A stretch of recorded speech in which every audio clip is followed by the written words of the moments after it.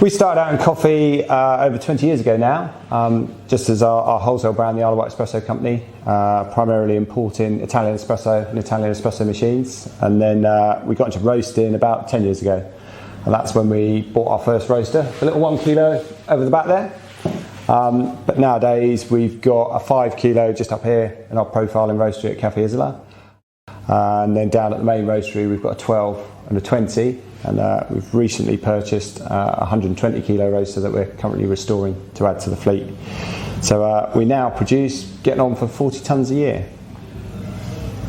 The blend we use with Wight Link is our mocha blend here, which is one of our sort of biggest sellers. It's a very good coffee for broad appeal. It appeals to a lot of palates. It's good in milk, it comes through nicely in Americano. It's just a good all-rounder. This particular coffee uses coffees from Brazil, El Salvador and India, blended together in a nice sort of medium profile, just to give you a nice chocolatey, nutty, full-bodied coffee. One of the tools we regularly use is cupping. It's an industry standard procedure. So like we've got laid out here, this is production cupping.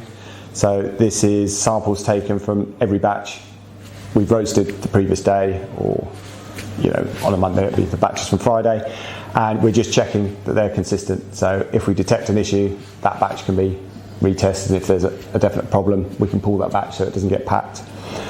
This same process is also used when we're buying coffee. So we'll get samples from various suppliers and we'll use this type of method to test the coffee to decide if we're going to buy it.